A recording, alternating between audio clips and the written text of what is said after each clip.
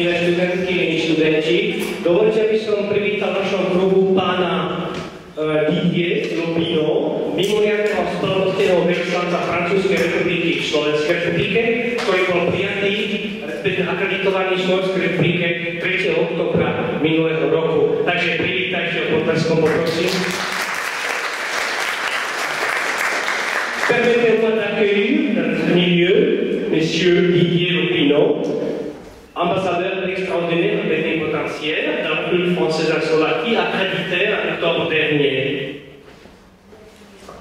Et je lui donne la parole. Merci. Bonjour à tous et à toutes. Bon, comme vous êtes un petit groupe, je serai relativement court dans mon intervention. On a peut-être plus l'occasion de parler librement et d'échanger librement. Je voudrais d'abord vous dire que je suis très content d'être ici. Réellement, c'est ma première visite à Nitra. Oui, bien sûr. Takže v prvom vás chcem pozdraviť. V tomto ušom kruhu možno budem kratší vo svojom vystúpení a dal by som potom priestor aj na otázky. Chcem sa vám priznať, že som prvýkrát v Nitre. Votre université, je dirais, a une réputation qui est importante. Donc c'est toujours un plaisir de rencontrer des étudiants dans une université de haut niveau et je vous souhaite d'abord déjà pour votre avenir bonne chance. Et puis on va parler un petit peu justement des langues et de ce que ça peut apporter. Takže prvne chcem povedať, že si vážim, že môžem vystúpiť na pôde takejto renomovanej univerzity. Som rád, že sa môžem s vami stretnúť. Samozrejme, budem hovoriť aj o tom nástroji, ktorý spája univerzity a študentov o jazyku. Comme vous savez, l'Europe a une particularité, c'est qu'on y parle beaucoup de langues. Donc vraiment le multilinguisme est inhérent, je dirais, à notre continent européen. V podstate v Európe vládne viacjazyčnosť a táto viacjazyčnosť oživuje, inervuje celý kontinent. Alors, si on prend simplement l'Union européenne, c'est quand même assez frappant de se rappeler qu'il y a quand même 24 langues donc, différentes qui sont donc 24 langues officielles au sein de l'Union européenne. Už len taká zaujímavosť, ktorá je zrejme realitou, že na pôde Európskej únie je uznávaných 24 oficiálnych jazykov. Ce qui d'ailleurs, bien sûr, crée, c'est un petit peu comme la tour de Babel, ça crée aussi beaucoup de complications et beaucoup de coûts de passer d'une langue à l'autre. No samozrejme, táto situácia prináša aj množstvo problémov, je to istý druh babylonskej veže a samozrejme hlavne pri prekladoch jednotlivých rečníkov to prináša istý druh problémov. On a calculé par exemple qu'au Parlement européen, où chacun doit pouvoir s'exprimer dans une certaine mesure dans sa propre langue, les combinaisons entre les différentes langues pour les traducteurs, je sais qu'il y a ici un département de traduction, je crois qu'il y a 506 combinaisons linguistiques possibles. Európsky parlament umožňuje každému rečníkovi vystúpiť v rodnom jazyku. Čo znamená preklad, pretože na pôde našej univerzity je odbor katedra translatológie. A samozrejme, že keď zberieme do úvahy toto právo rečníka vystúpiť v svojom jazyku, tak dochádzame pri rôznych jazykových prekladoch a mutáciách k 506 jazykovým kombináciám. Bon, alors là, c'est une bonne nouvelle pour ceux et celles qui pratiquent ces langues européennes, notamment celles qui ne sont pas forcément les plus répandues comme le slovaque.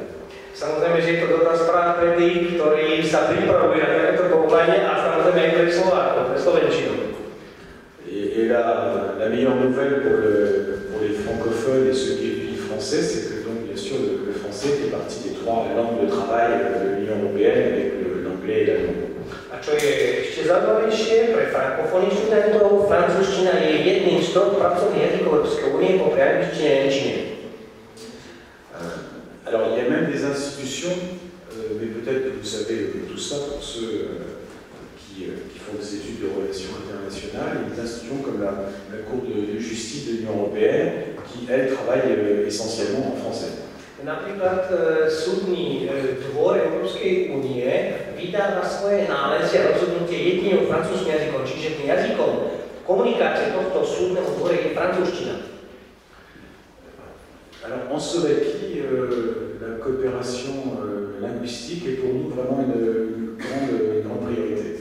Pre nás otázka jazykovej spolupráce, a teda bilingválnej spolupráce franko-slovenskej je pre francúzsku stranu veľmi dôležitá. Une grande priorité, ça veut dire qu'on soutient particulièrement les sections bilingues dans les lycées. V prvom rade táto priorita znamená, že podporujeme bilingválne sekcie na líceách, na gymnáziách. Et bien sûr, encore plus les formations francophones dans les universités, et il y en a une bonne douzaine. A samozrejme je úžasný tucet ustanovizní respektíve katedier alebo fakult, ktoré sú na univerzitách na Slovensku zamerané na frankofónnu výučbu, čiže aj obsah odborných predmetov sa vlastne už prednáša vo francúzštine. Votre université est un bon exemple, puisque là, effectivement, des accords et des échanges avec de nombreuses, finalement, universités françaises. Napokon aj vaša univerzita dôkazom, pretože máme aj my francúzske programy. Alors, il y a une institution que je voudrais mentionner ici, parce que je pense qu'elle peut vous intéresser. C'est ce qu'on appelle donc l'Institut universitaire franco-slovaque.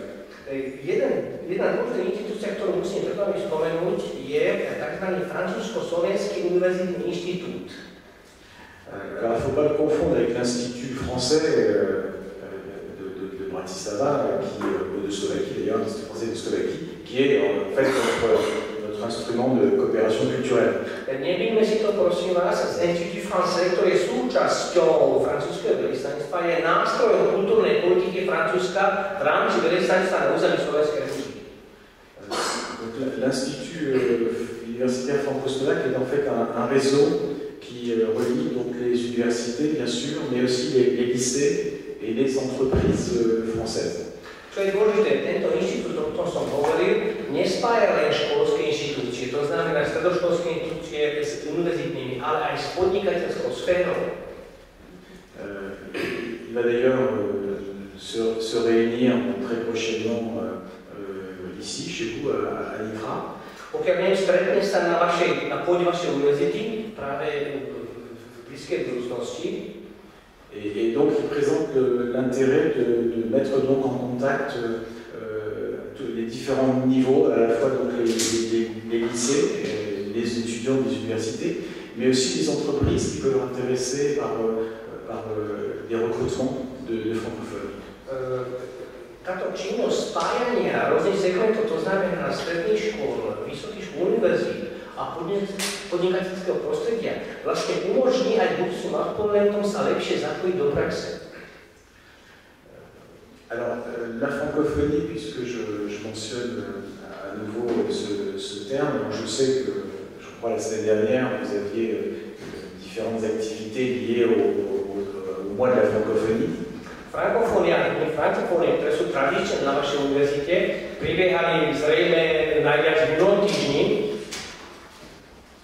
Il faut là aussi toujours se souvenir que la francophonie, c'est vraiment un monde important en quantité et en diversité. Frankofónia, to znamená aj na svetovej úrovni veľké množstvo hovoriacich a veľké množstvo univerzít, kde sa prednáša po francúzsky. Il y a quand même donc 220 millions de personnes qui parlent français dans le monde, et ce nombre augmente très fortement, puisque dans une trentaine d'années, on estime qu'il y aura 700 millions de gens qui parlent français. Momentálne sa odhaduje, že asi 220 miliónov osôb hovorí vo svete francúzsky, ale tá perspektíva je úžasná, pretože od dnes za 30 rokov má hovoriť francúzsky až 700 miliónov osôb. Il y a une organisation internationale de la francophonie, comme vous le savez, et elle a 77 membres. Samozrejme, že aj medzinárodná organizácia frankofónie a má 77. Má v podstate 77 členov. La Slovaquie d'ailleurs et observateur, pas membre plein, mais observateur de l'Organisation internationale de la francophonie. Slovensko je pozorovateľom, nie členom medzinárodnej frankofónie, ale je pozorovateľom. Voilà, il y a, je crois, 29 pays où le français est la langue officielle. A je 29 krajín na svete, kde francúzština je oficiálnym jazykom. Voilà, donc tous ceux qui s'orientent vers cette voie, je dirais, de l'enseignement du français, il y a quand même effectivement un potentiel assez important et des perspectives importantes. Čiže aj pre tých, ktorí nielen hovoria francúzsky, ale aj vyučujú francúzštinu, zrejme majú perspektívu nielen povolaní, aj hľadiska a možností, ktoré poskytuje medzinárodná organizácia frankofónie. Il y a d'ailleurs aussi une particularité française qui est intéressante, c'est l'importance qu'on accorde à l'enseignement du français à l'étranger, c'est-à-dire au réseau d'enseignement du français à l'étranger. Je možno takou francúzskou zvláštnosťou, že francúzska vláda už veľmi dlhé obdobie podporuje vyučovanie a šírenie francúzštiny vo svete. Nous avons fait des écoles françaises donc, qui suivent le programme éducatif français dans environ 130 pays. Máme francúzske programy v tzv. Francúzskych školách, ktoré sú zavedené alebo vlastne založené v 130 krajinách sveta.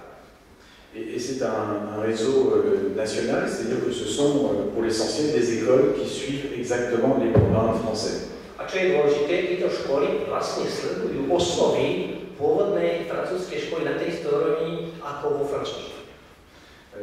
Ici en Slovaquie, on a donc une école française à Bratislava qui compte environ 150 élèves. Takýto typ školy, francúzska škola sa nachádza v Bratislave a má momentálne 55 študentov. Et qui va d'ailleurs bientôt se déménager et avec la possibilité donc d'augmenter ses effectifs. Samozrejme je to v provizornom priestore, ale od septembra sa má táto škola presťahovať do nových, impozadnejších priestorov a bude zároveň aj početnejšia, silnejšia. Alors un dernier point que je souhaitais évoquer, certainement un sujet qui nous intéresse beaucoup, c'est les programmes européens Erasmus. Samozrejme, zrejme najviac bude zaujímať rozšírený program, ktorý zaujíma študentov, program Erasmus. Alors, comme vous savez, c'est un programme qui a eu un grand succès, et il a un si grand succès qu'il vient d'être renouvelé avec des possibilités supplémentaires. Erasmus mal taký prenikavý úspech, že vďaka úspechu sa bude opakovať samozrejme v iných podmienkách.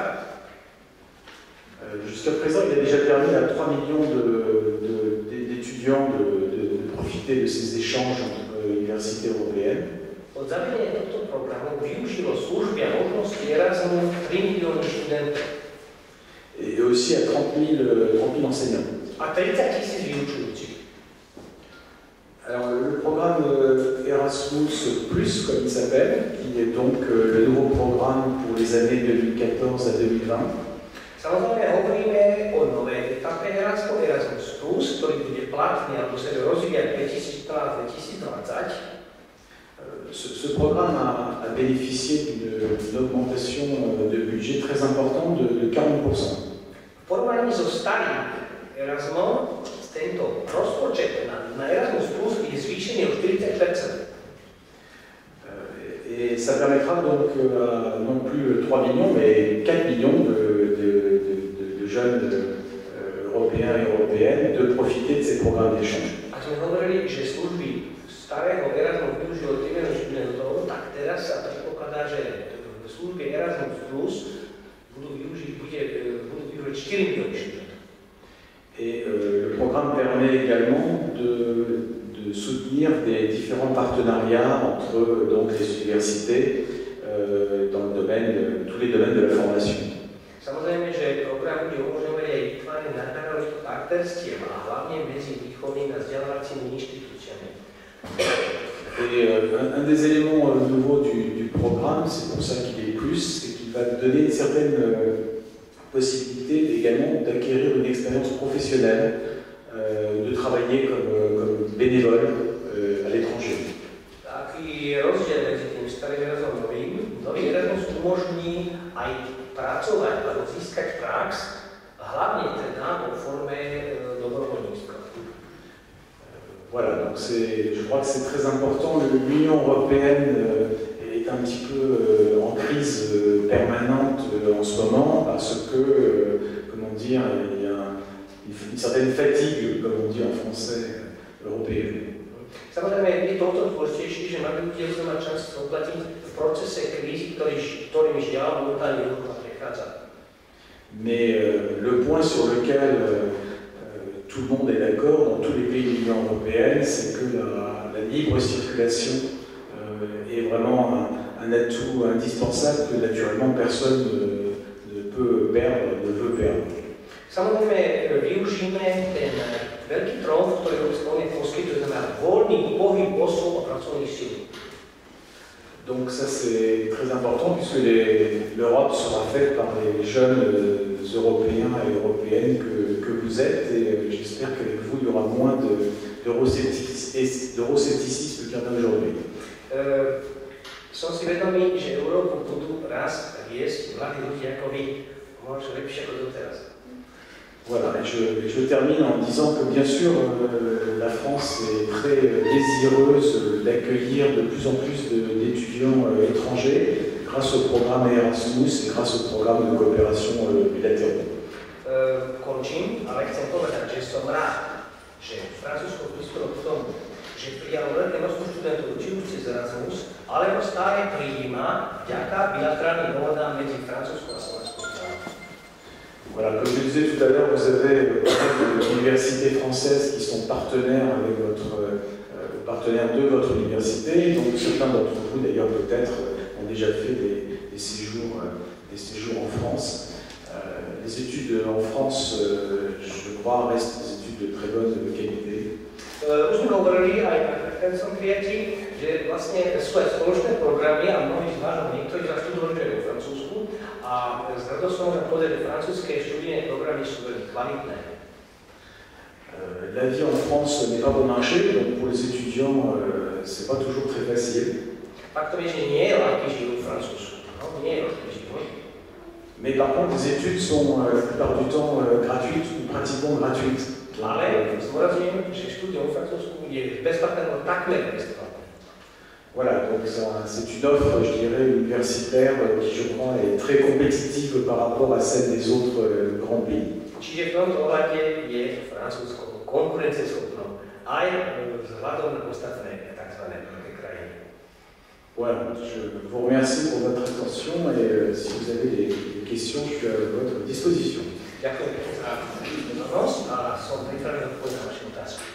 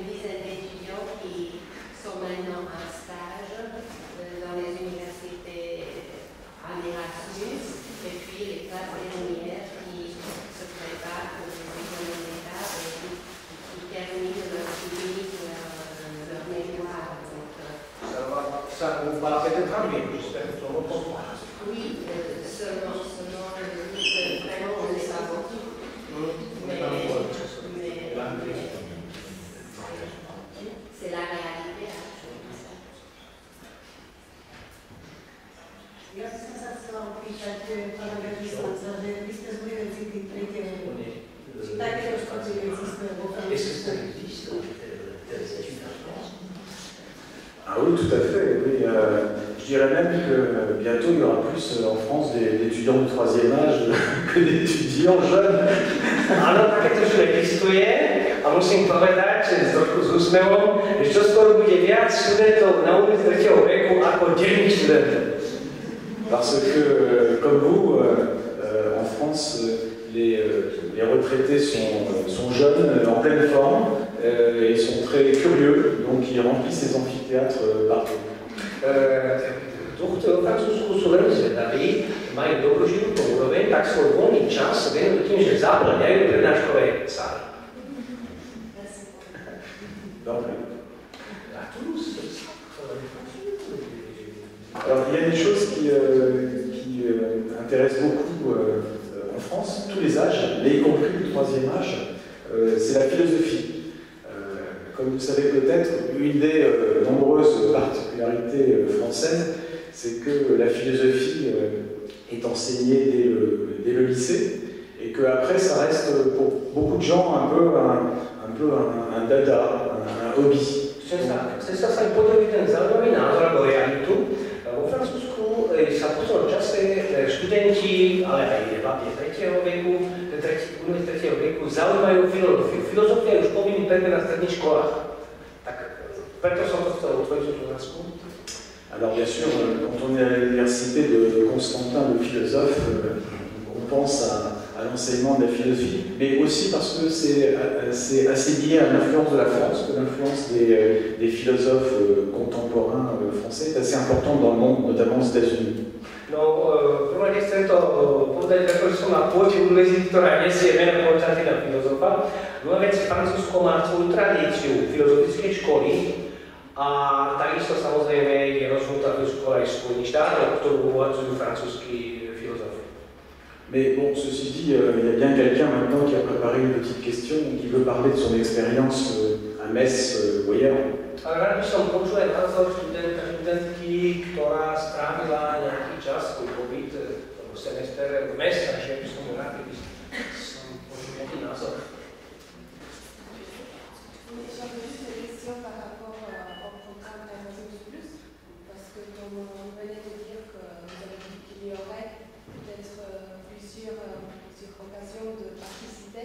Je veux dire au niveau des stages professionnels.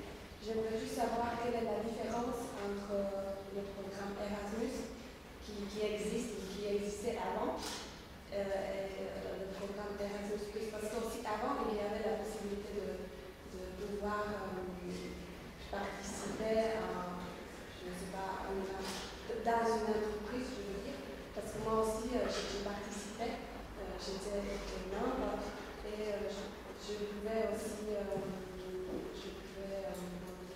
profiter, j'ai oublié, c'est pas grave. La question était assez ample. Je veux savoir s'il y a quelque chose de nouveau de plus, vu que ça s'appelle maintenant Erasmus+.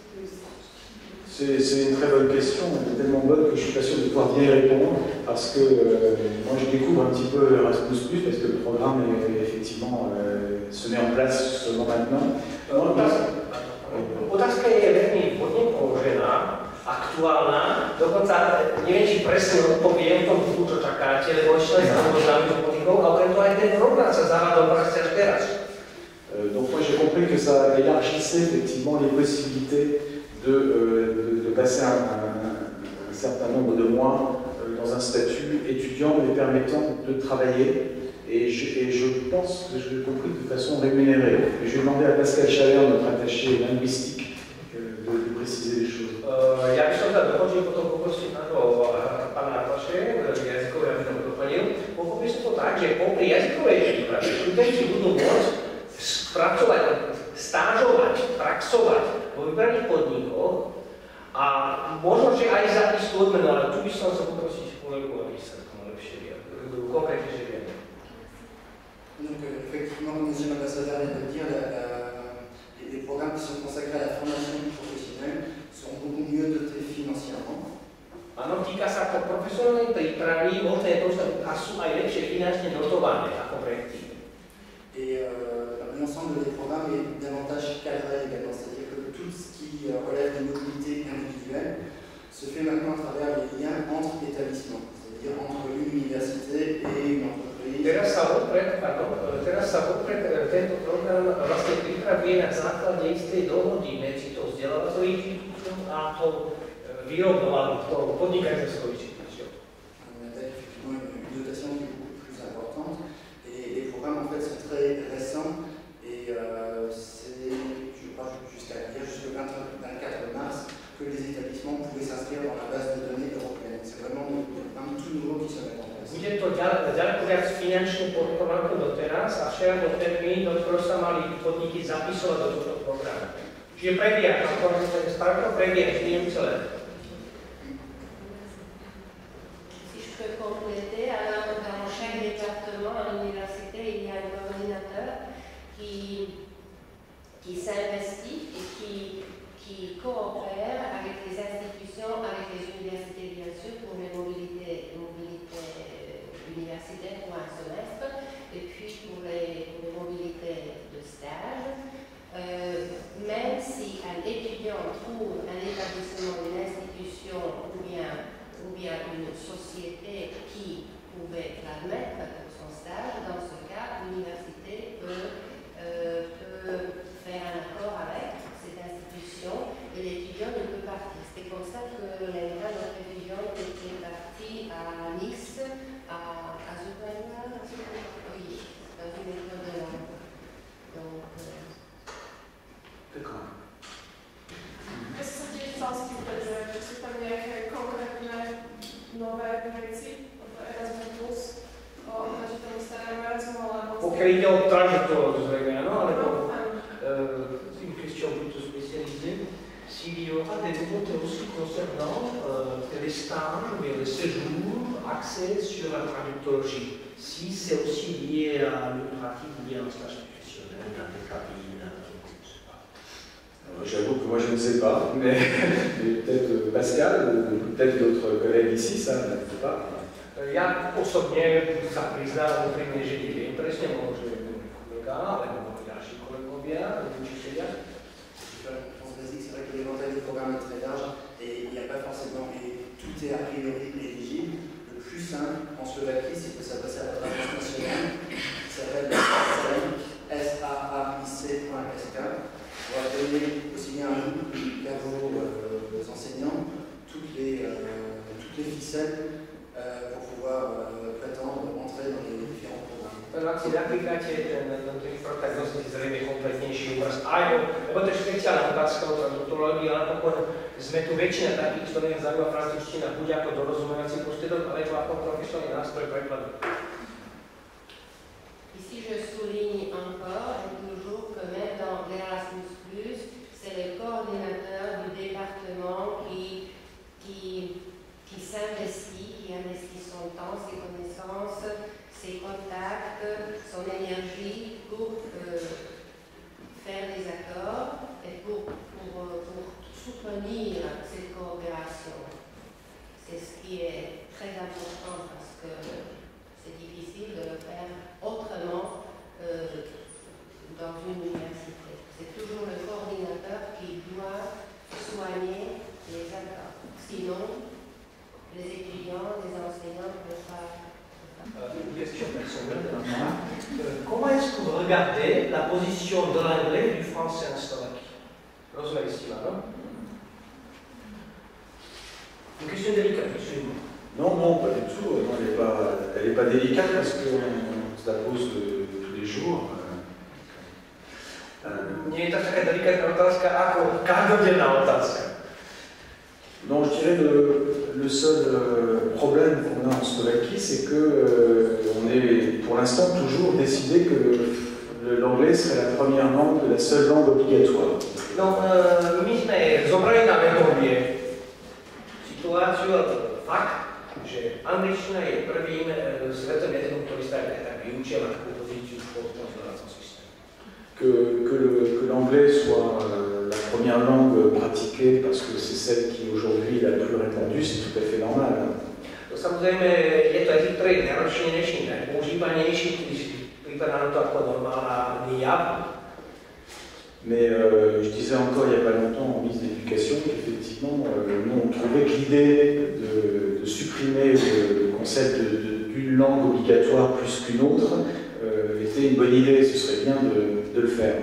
No ale dávnejšie sa povedali myšlienkou, že jeden jazyk je uniformizovaný a máme byť aj druhý jazyk, no, aby umožnil nejakú možnosť alternatívu.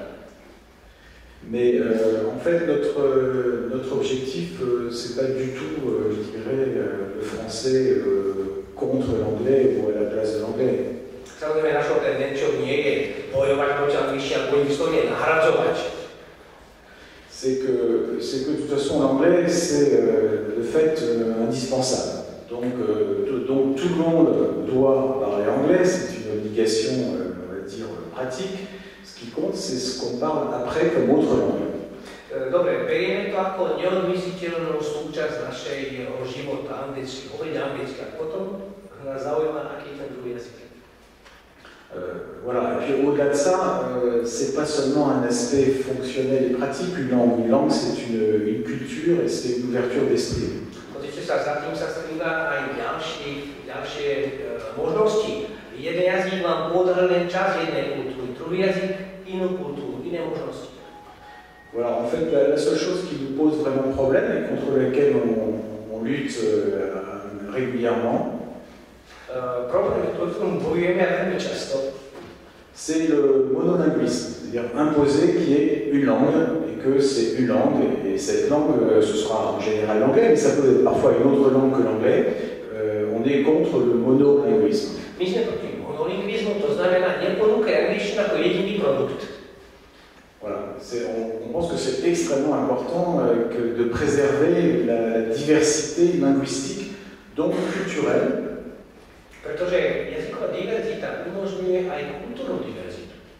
Parce qu'une langue, c'est aussi le véhicule, je dirais, d'un système de pensée, d'un système économique, et c'est parfois bien, et parfois c'est moins bien.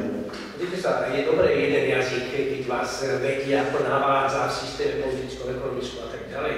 A niekedy je dobré, niekedy je to zlé, že vás obmedzuje. Voilà, donc ce qui est vraiment, à mon avis, un critère essentiel, c'est quand vous lisez un livre, de voir s'il y a, entre guillemets, des mots dans d'autres langues, parce que ce sont ceux qui correspondent le mieux à l'idée de l'auteur. Pozrite sa, ten druhý jazyk vás trošku nutí rozmýšľať trošičku inak, áno, rozšíri vlastnú zásobu, nutí vás rozmýšľať v preklade a tak ďalej. Voilà, le français est une langue qui accueillit un nombre incroyable et un pourcentage extraordinaire de mots étrangers. Francúzština v tomto smere napríklad si osvaja množstvo cudzích slov. Ici, il y a sans doute des linguistes dont vous connaissez mieux que moi, mais ce qui est important, c'est que la langue vive et forcément elle intègre beaucoup d'autres éléments d'autres langues. Sú to lingvisti, ktorí to môžu posúdiť. Faktom, že francúzština je živý jazyk, ktorý absorbuje aj cudzie slova samozrejme, ale je to živý jazyk, stále sa vyvíja. D'ailleurs, il ne faut pas oublier non plus que l'anglais est sans doute une des langues qui a accueilli le plus de mots d'origine étrangère, notamment français. No a nezabudajme, že historický vývoj angličtina má v sebe množstvo francúzských prvkov. Voilà, donc ça c'est plus une question c'est pas une question de boutique ou de chapelle, c'est une question de diversité culturelle. Áno, neobmedzujme sa na jedno miesto, ale na kultúrnu, zvolme si kultúrnu diverzitu. Voilà, par exemple, même au niveau diplomatique, nous on fait très souvent des démarches avec les collègues espagnols, italiens, pour par exemple aller voir le ministre de l'Éducation, ce qu'on va faire bientôt, pour dire pourquoi est-ce que l'anglais serait la langue obligatoire. Prekázaná skutočnosť, že angličtina je to ako povinný jazyk, bez možnosti zmeny alebo opcie, a pripravujeme závažné stretnutie s mojím španielským a talianským kolegom, s mojimi kolegami vyslancami. Chceme ísť pánovi ministrovi školstva a spýtať sa, prečo je nanúcovaná angličtina ako jediný cudzí jazyk.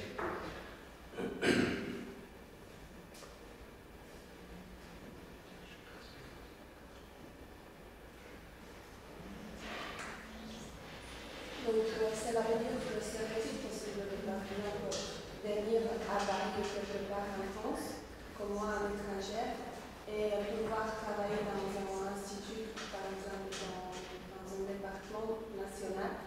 sans savoir l'anglais du niveau efficace, je veux dire. Donc si c'est possible de travailler quelque part dans un institut avec l'anglais, avec le français qui a un niveau excellent, sans savoir l'anglais qui a un niveau excellent. Oui, bien sûr,